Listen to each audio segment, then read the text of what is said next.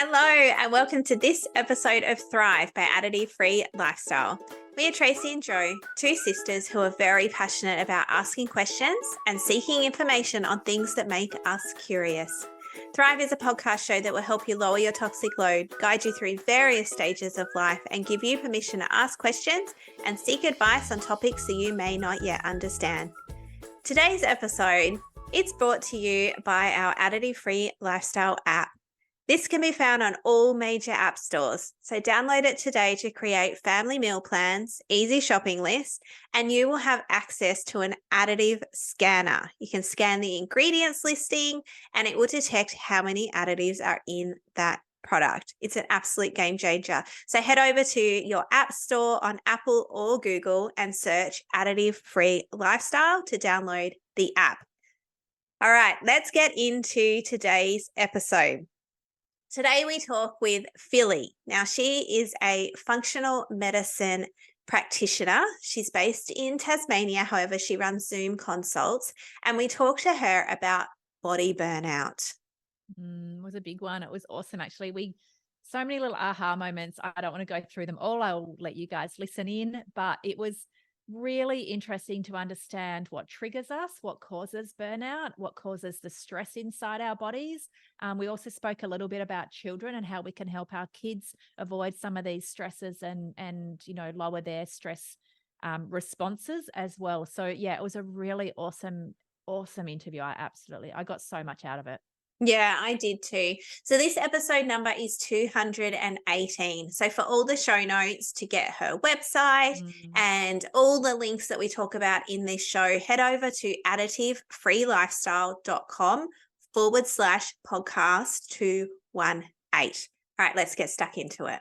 Welcome to our show. Thank you so much for being here. Thank you so much. I'm very excited to be here talking to you both. Yeah, I'm excited for this podcast because I think it's going to resonate with everybody that is listening, because we all get into just too much stuff going on and then burnout happens and, bad stuff happens to our body. So before we get into it though, can you please share who you are and what you do? Yeah, awesome. So I'm Filipa Bellette. I run a holistic health practice with my husband, Chris. It's called Chris and Philly Functional Medicine. We're based in Tassie, but work with people Australia-wide, internationally. And we're best known for ending body burnout in busy people with energy, mood, and gut issues. So I didn't know you were in Tassie. That's interesting. Yeah. We're in Port Sorell. Oh, nice. That's such a beautiful part of town. So nice. Yeah, love it. Awesome. So, all right. So talk to us about burnout. What exactly, we've heard it, we hear it tossed around, we hear this phrase. We also hear the phrase busy a lot.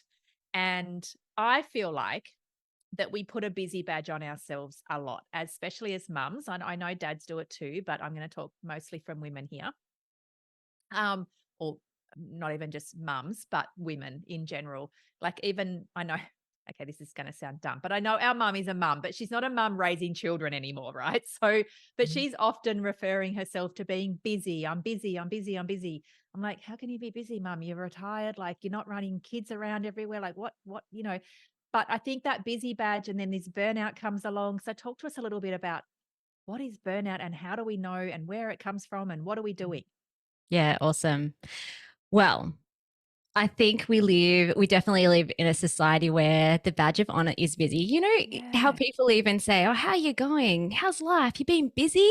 It's like busy is like the expectation that everyone must live up to be a good human being.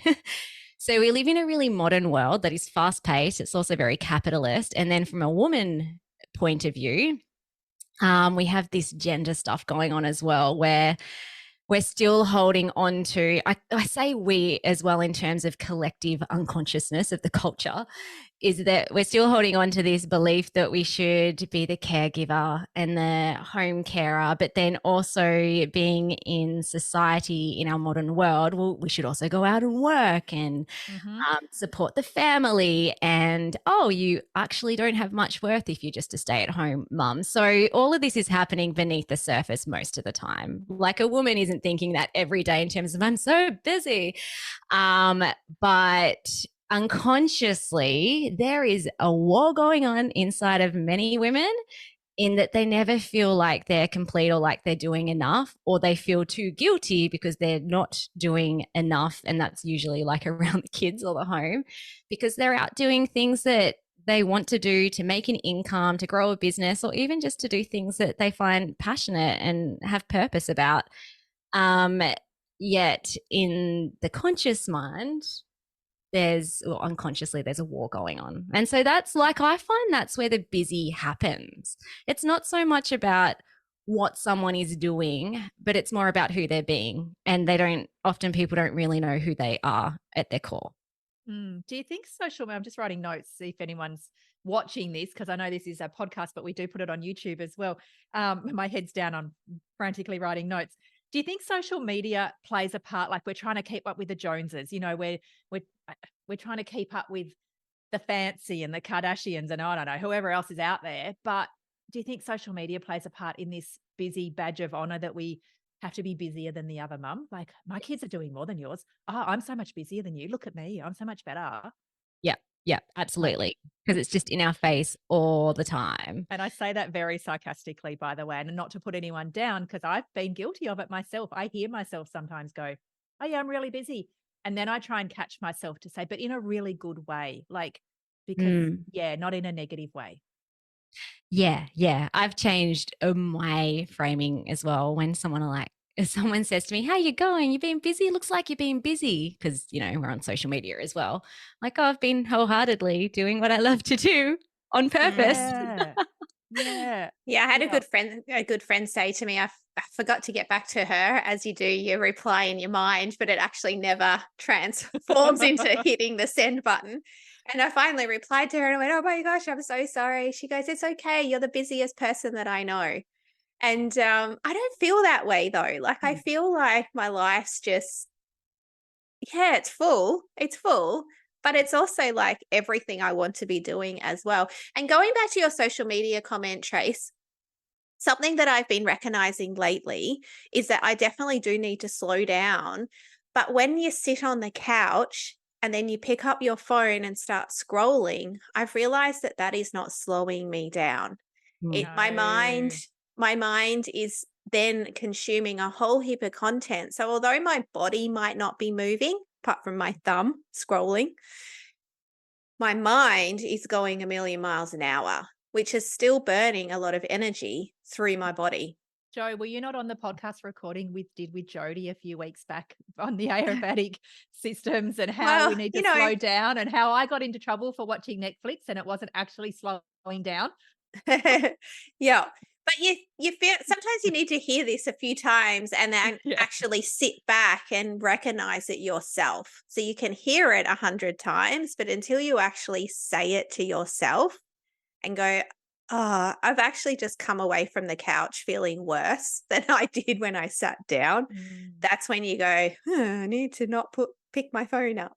So anyway, burnout. This is why we have you, because so many of us hit burnout. And I'm imagining, tell me if I'm wrong, but do you see a lot of patients because they're at full rock bottom and they don't come to see you before they get to rock bottom? Yes, most of the time. It's super interesting because functional medicine, which if your listeners aren't aware of that, it started in America, and in Australia, it's still a term that not a lot of people have heard about. So it's the root cause medicine. It's looking at body systems. And it was originally designed to prevent health issues and disease. So it's kind of a bit ironic, funny, I don't know if that's not the right term, that a lot of our clients, patients who come to see us are at the point of body burnout where having a good night's sleep and going on a holiday doesn't solve the issue. And so that's where there's some pretty intense physiological imbalances that have now occurred because of those busy, high achieving, overdoing, perfectionism, people pleasing patterns that lead to body burnout. I've got a really good friend, and we were at dinner the other night, and her husband said, you don't have a no button. And so she's a yes pleaser, and she's the most kindest. She will say yes to anything. And I'm like, you need to stop saying yes to so many things. So what are the levels of burnout we should be looking for before we get to this, before we need to come and see you? Like, What should we be doing before we need help? Yeah, cool.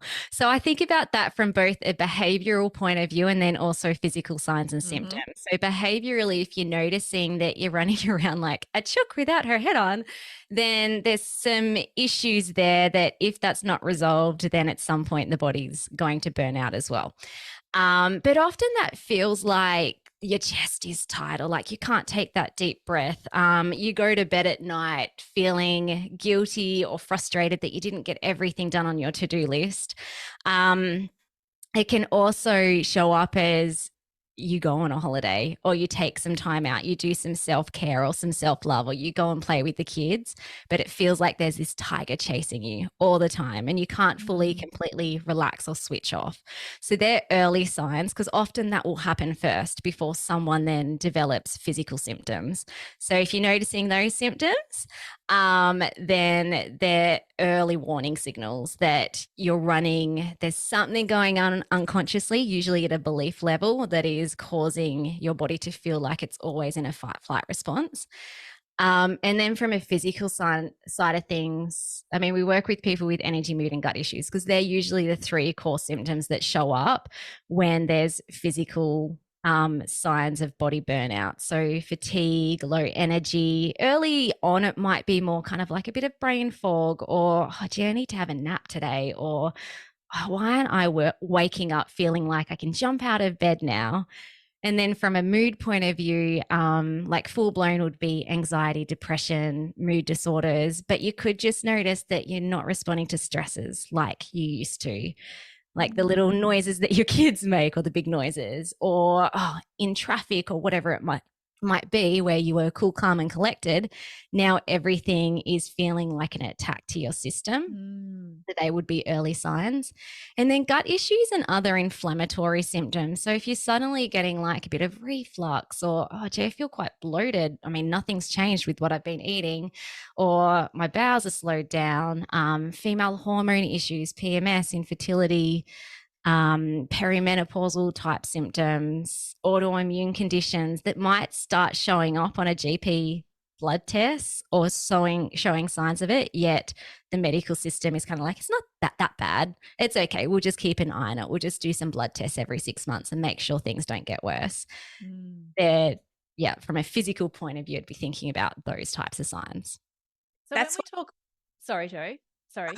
I was just going to say, sorry, but that's what a lot of us grow up with, isn't it? Of heading to the GP, getting your bloods taken, being told that you're fine. So then you just start thinking to yourself, oh, I'm fine, but really you're not fine.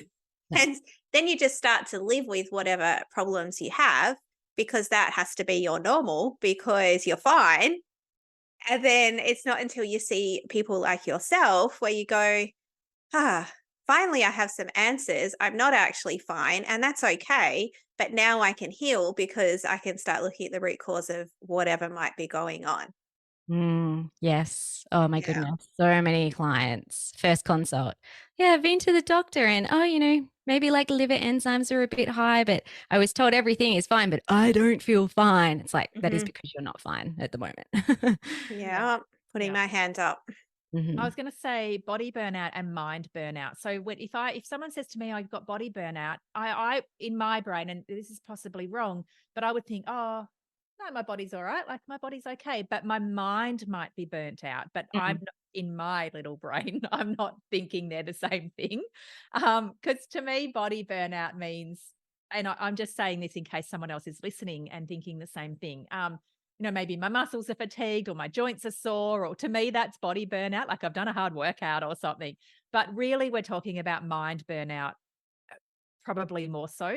Am I right in that? Kind of both. We coined the term. So the usual term of burnout is generally like your brain is toasted. Yeah. You need to have some time off. But from a physiological point of view, in our practice, we look at body systems as well. So looking at body systems that go beyond what GPs and medical specialists test for. Yeah. So I guess we're using that term both like body and mind because it's both connected. Yeah. And if you have an imbalanced or burnt out gut, whether that's leaky gut or now you've got pathogens overgrowing, it can absolutely affect the mind as well and vice versa. Mm-hmm. So it's both. It's all of it because we're different types of bodies. Like we're a physical body, we're a mental, emotional body, we're an unconscious body, we're an energetic body. So it's all the levels and layers of one's whole self that essentially gets burnt out. And often when people come to see us, it's all those levels have burnt out. And do you think there's a role in, because our gut and mind are so connected, and I think it's so under talked about how so connected they are. And like if I had, say, a leaky gut, like I would not have known what that was once upon a time. I would have had no idea. And as someone with an autoimmune condition, I know that I could definitely improve my gut health. But for someone out there that's listening that is maybe bloated or constipated or the opposite, or having issues in their tummy, and they might not associate that with their gut yet or their mind, because they're so connected, should they be coming to see someone like yourself to sort of go, look, my mind's burning out. I'm not sleeping. I'm over, everything's going on in my head all day long. Like I cannot turn it off. Maybe if I fix some of my gut health, that this will also help my mind. Like I think this connection is not talked about enough. Yeah. It's so interesting because sometimes it's vice versa Or vice versa. as well. So a lot of people, when they start tapping into natural therapies, is that it's gut health, gut health, gut health. Now, I mean, I'm thinking about a client who had raging PMS, like she turned into dragon mom leading up to her period to the point where she kind of frightened herself, and also chronic fatigue. And while she had other imbalances, adrenal fatigue, detox issues, she had so many pathogens like parasites, candida, bacterial pathogens, leaky gut. She ended up having Crohn's disease as well, which is an autoimmune condition. And when we started addressing the gut, massive amounts of changes happened for her and her mind. Then we have other clients, like recently, we've had quite a few clients who have tried something like the GAP site, which is a beautiful way to heal the gut, very intensive, and generally like it can work really well for some people, but for other people, it's like that did nothing. I still have all the gut issues, and that's where it then is often a mind issue, not in the way that it's all just in your head. It's more that the brain is, and your adrenals and the parts of your body that produce stress hormones are so firing on all cylinders that you cannot heal a gut when you're in a chronic state of stress. Yeah. Adrenal fatigue is something that's not talked about enough either. And I've heard people like, oh, that's just rubbish. There's not even such a thing. And then my doctor is like, it was one of the first things he spoke to me about when I started seeing a holistic GP. Was my adrenal fatigue and how that was working with my thyroid and da da da da da. So adrenal fatigue is something else that I think I'd love to dive into a little bit because I don't think that's talked about enough either. Yeah. Yeah. So basically, adrenal fatigue, your adrenals sit on top of your kidneys and they secrete your stress hormones, cortisol and DHEA. So cortisol is that fight flight response hormone, and it jacks up when you're under stress, and DHEA should come in and bring it back down into balance. And that's just, it's normal to get stressed. Otherwise, we'd be walking out in front of trucks or picking up snakes. It saves us. It's very protective, cortisol is. But when there's been a lot of chronic stresses in your life, and that's also like, I know you guys talk a lot about additives and toxins. I mean, there's so many different ways that our body can get stressed. It's not just psychological or busyness stress. But even deeper than that too, it's, well, what are the beliefs that you have about yourself?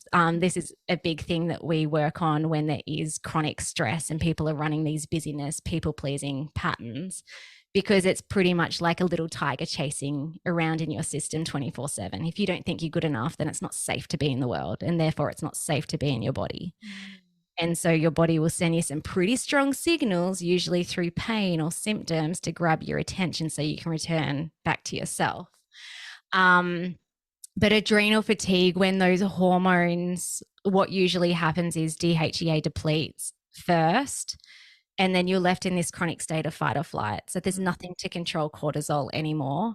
And that's, again, really stressful. And then it starts breaking down other body systems, because in adrenal fatigue, you're very catabolic. So you start eating away at muscle tissue, minerals, you burn up different nutrients. So it can have a massive, I call it the Achilles heel, it can have a massive impact on all the other body systems in your body. And how would they test for that? Yeah, there's different ways. Urine or saliva are usually the best ways. We mostly do saliva testing, because then you can actually test over the course of a day. So sometimes, not many GPs do, because as you said before, a lot of them are like, it doesn't exist, it doesn't matter. Occasionally I'll have a client and their GP might have run a test for cortisol or DHEA, but it's just a little snapshot. So I find that getting a good indication of what's happening over the course of the day is a lot more thorough, because then you can see what stage of adrenal fatigue someone is in. Is it early? Is it late? And treatment would differ depending on what's going on. Yeah, it's so interesting. And with our kids as well, like I know that there are so many kids that are more anxious and stressed than ever before in the history of time. And that concerns me a lot. And like even I've got adult children, but I often hear them say the words like stressed, I'm tired, I'm this, I'm that. And it worries me because I don't remember being that at 21. Like I was like, whatever, the world's blah, blah, like, and now there's this so much pressure on them. Like, so with our kids, is there something, a lot of our listeners are mothers and parents. How can we help, or how can we stop them getting into this burnout phase as children? Yeah, well, I think about that in two ways. And always I'm thinking about, what's the root cause? Is it physical inflammation or is it metaphysical inflammation? So metaphysical is more, or physical is more like nutrition, toxins, your environment, stuff now that's out of balance in the body. Metaphysical is more around, what are your thoughts? What are your beliefs? How is your nervous system regulating or not? And so for kids, I mean, they're like little sponges. So if they're eating crappy food, they can have remarkable changes in their stress and the way that they are experiencing their body if they then switch to healthy whole food. So I'd always start like physical first. It's like, what are they putting into their body that may be causing their body to be more stressed out than what it could be? Now, once that's done, because there's so much, as you said, pressure, there's so much pressure. And where the heck is that coming from? I mean, we just have conversations with our children all the time. It's like, why are you stressed? But also, where are you feeling it in your body? And then connecting them back to their body and how they're actually experiencing that. So rather than calling it stress or anxiety, it's just like you're feeling a thing. Where is it in your body?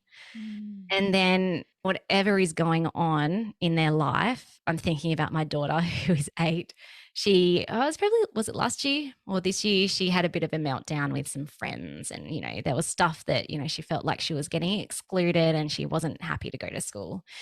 And so I just had a conversation with her, but a key question is like, how does that make you feel about yourself?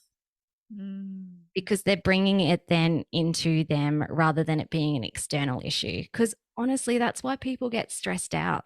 It's never outside of them. It's always their response to it and how they're filtering it from their belief system about themselves. When we got to the core of the issue, she had this belief that she was not lovable. And apparently it came from me when she was 5 years old and her birthday went wrong. But that was great, because then we could have that conversation. It's like, well, actually, Mum tried really hard to give you a great birthday. So I do love you. And there were just some things that didn't go according to how you wanted it to. And so therefore you're perceiving it as Mum doesn't love you and therefore there's something wrong with you. And then therefore now you're seeing that anytime someone looks at you funny or says a bad word about you, it must mean that you're unlovable. And when she could see that, I mean, we're still working on it, because she's not ready to let go of it, actually, because she gets attention. Mm. But I just continue to remind her, I'm like, you're stressed out and you're worried about this because of this deeper belief. Now I want you to look in the mirror and I want you to say, I am awesome. I love me. Mm. Yeah. Oh, It's that's so so hard, isn't beautiful. it? Mm. And you're so right. It is, a lot of us talk really poorly about ourselves, don't we? Mhm. All day long, not just Mhm. once, not just twice. It's just all day long. Mm. And yeah, the stress that is putting on our body. Yeah. And it is amazing when you let it go. And I'm probably talking from myself here, and I've been in times of my life where I have let it go. And they are the times when I feel free and when I feel happy and when I drop the weight and when I exercise and wear the shorts and, because I'm still the same person that I was 12 months ago. I'm just talking to myself differently. Yeah. It has a huge impact. I liken those deeper beliefs, which in our practice we call it the root cause. It's like, yeah, there's root causes that are more surface level, how you're eating, whether you're exercising or not, things that you're ingesting or smelling. But then deeper than that, like what's the machine that's driving everything? Well, it's our core unconscious beliefs, because it's kind of like if you imagine being in a factory and there's this machine that's producing boxes and perfect boxes are coming out. And then all of a sudden there's a box that comes out without a side and another box and another box. And then all the little workers are coming and trying to fix each box. And then the manager comes over and he's like, well, why don't we just fix the machine that's producing the box? Mm. And so I liken that to like our deep beliefs about ourselves, because that is how we're filtering everything that we're ingesting into our brain. Yeah. And also it has a massive impact on the body. So if you think about I'm weak or incapable or unworthy or not lovable, then that filters onto the state of our body as well. Mm. It's like, well, maybe my body also is weak and incapable, and therefore it can't function at its best. And I need external sources in order for that to work well. Mm. And so often there ends up being a broken trust with self. Mm. Yeah, that's so true.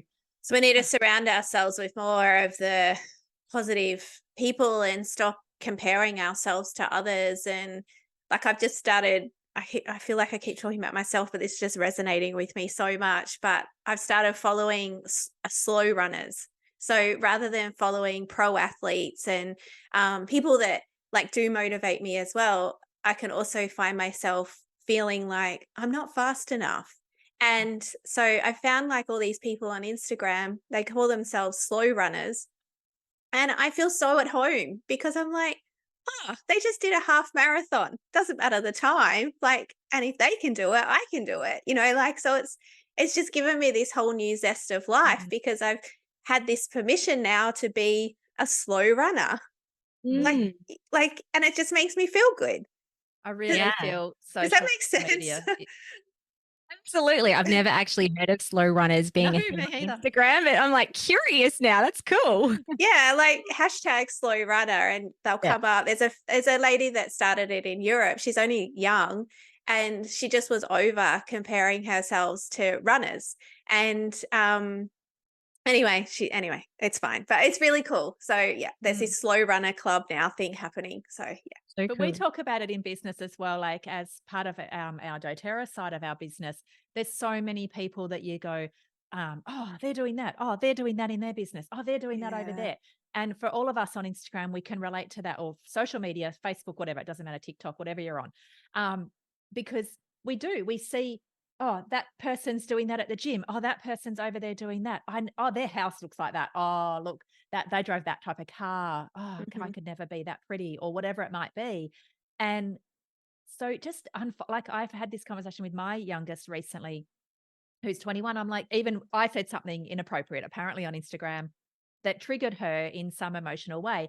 And I said, unfollow us. Just unfollow us. If we're not the person for you to follow, unfollow us, Mm. because you need to be looking at people that are going to inspire you. And if that's not me, fine, unfollow us. And that should be this case on all of social media. If you are finding, like what Joe did, someone that you're following, and I've done it, I'm like, that made me feel bad. And you've got to recognize it. Mm. And when you recognize it, unfollow, because if Mm. that has made, you don't have to tell the person, like, do not do that. Like, because the amount of people that tell us, oh, I'm following you now. Awesome. See ya. But because we haven't resonated with them, and that's fine. Don't tell me what food I can eat. Okay, eat it. I don't care if you eat it. Like, Yeah. unfollow us if we don't want to know about what food to eat or not eat, Yeah. kind of thing. If it makes you feel bad or it's triggering you in some way, don't follow that particular person. Yeah. I have a slightly okay, I totally do that as well, but also before I unfollow or after I do, it's like, why did I get triggered? So I always have this saying, a frustration with others is a frustration with self. Yep.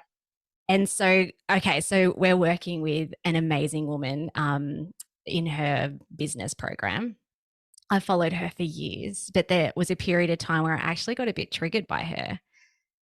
And I'm like, what? I love Tina. Tina's awesome. She's colorful. She's bright. She's positive. She's everything I want to be. And then I'm like, well, hang on. I don't want to unfollow her because I really like her. She's almost like my best buddy. I haven't actually met her in person back then. And so that, like, sometimes with the triggering, it actually just opens up a conversation with self as well. It's like, why did I get triggered by that? And I realized that it was bringing up a whole heap of like my nervous system was just like, growing a business is really scary. And it brought up a whole heap of money mindset issues that I then had to deal with. Now, there's definitely people that are just kind of toxic and you're like, you don't need those in your life. Unfollow. Yeah, there's a few of them. There are a few of them. But yeah, I'm always so curious now when I get triggered by someone and I'm like, ooh, what does it mean about me? If it's not about them, what does it mean about me? Yeah, because sometimes, like, don't get me wrong, there's been times we've put a post up or shared something that might have been worded just slightly wrong, but not out of a negative intention. Like, anyone that knows us knows that we're all about, like, just trying to help. But we're human. Like, sometimes when we might write posts at something really in a hurry and it's kind of come out wrong and you can read it a bit wrong, right? But oh my gosh, the people, the trolls, and then the people that just get super triggered because we've shamed someone or something, and it's clearly not the intention. Yeah. But yes, that's a really great way to, like, sort of look at it. Because I'm going to do that too. If I'm triggered by something, like, why, like, look deeper. I love that. Thank you. Yeah. I like that as well. Something that drove me to actually do the deeper work around, like, what we call metaphysical healing or lab testing was that my husband became the most annoying person on the planet. He is amazing, wonderful human being, amazing dad. At the time, I thought that he was an average husband, but I'm just like, far out every time he opens his mouth. And it was usually positive stuff too. It's like, let's go on a holiday. Let's buy a caravan. Let's do X, Y, and Z in our business. And I was just like, oh, getting so triggered. But then what I discovered was that he was, again, it's like nervous system, what's unsafe. So when you get triggered, there's something that is unsafe about that. And so he was causing my nervous system to feel unsafe because he was big and bold and big dreams, and I was constricted and contracted and too scared to go out and live the life that I wanted to. So that was cool. I mean, I could have probably ended our marriage if I had allowed it, but it was like, no, I think this is actually probably more about me than you.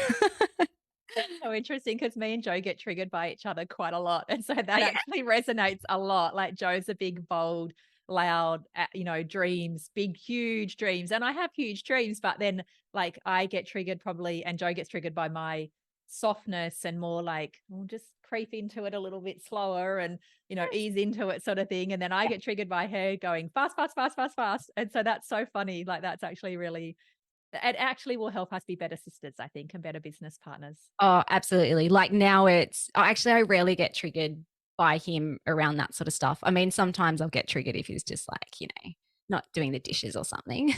Well, I don't know that's being triggered. That's just being a person.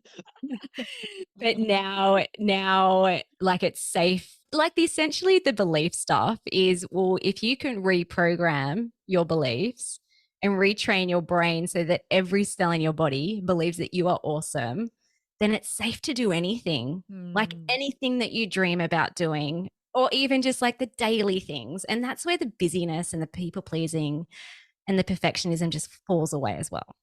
Mm. So Yeah, you good. have permission to say no, don't you? No, thank you, because you don't have to please anyone. Mm. And it's beautiful pleasing people too. So this isn't about becoming super selfish and never doing anything for anyone, because I'd love to stop making lunchboxes. That would be friggin' awesome. And I'd love to stop cleaning the spit off the mirror in the bathroom. But it's just about like coming first more and stopping the guilt when that happens. Like when you do come first, when you do go for a walk on your own and say to the kids, nah, you can stay with dad. I'm going on my own. Like, it's okay. They'll be fine for 30 minutes. Totally fine.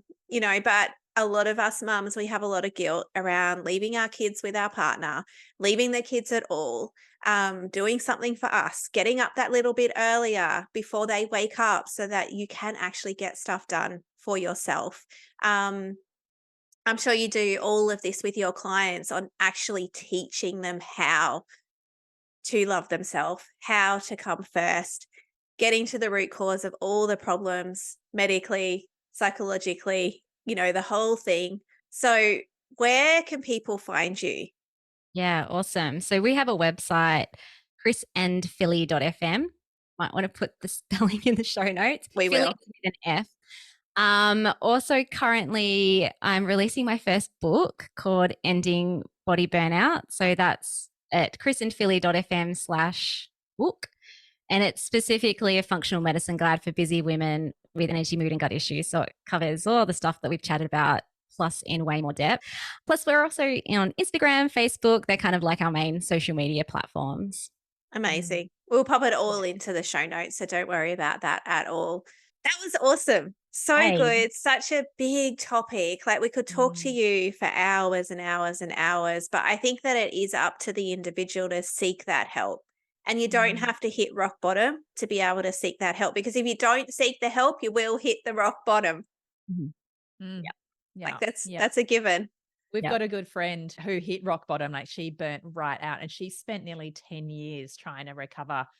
She lost her business. She lost everything. She had to move back in with her parents. She's quite public about this. Like, this is not a secret. She talks about it quite a lot. And I heard her story quite a few years ago. Like, this happened quite a few years ago. I think she was in her early 30s, had to move back in with her mum and dad. She couldn't function. She couldn't get out of bed because she had hit burnout so severe, ended up with chronic fatigue and all sorts of body issues and stuff. So do not get to that stage, people. Like, recognize it. And there's so many little tiny moments in a day that we can take a moment. I know, as when I was picking up the kids, I would often have at least 5 minutes sitting in the car. Now, I could have sat there and scrolled on my phone, or I could have sat there and put a meditation on, or I could have got out of the car and gone for a little quick walk around the block. Most of the time I would get out of the car and go for a quick walk around the block. No music, no headphones, just my thoughts in my brain to decompress a little bit. And, they're just micro moments that we have throughout our day that we can take to just stop when you're putting the kettle on.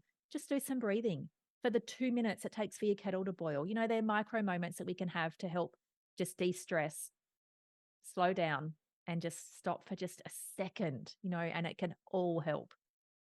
Yeah, absolutely. Yeah, Well, that's thank what I've you. learned anyway. And also, I think we'll wrap it up now, but I know I've been in the situation before where I haven't wanted to spend the money on myself to get the help that I need. And it was a couple of years ago where I did spend the money on myself and got the help that I needed, and went through a full gut reset, and lots of different things happened. I've spoken about it before, but spending that money on myself has given me the rest of my life. Yeah. So, like, don't be in a position where you say, no, I'm not deserving of spending the money on myself. No, I'm not deserving of this. Or no, the kids are going to get it this time. Or, something else is always taking priority. Actually have a look at what you can drop that doesn't need to be that top priority, and make yourself that priority, because it's actually a really small time to get the help you need in a lifetime of time. Love it. Yeah. Okay. Amen. Amen, sisters. A nice way to finish the podcast. So thank you so much for being on here. We'll pop all of your details into the show notes. And if you have loved this episode, we would love, please jump over onto the podcast app and subscribe, and also leave us a review. So thank you so much, and we'll be back next week.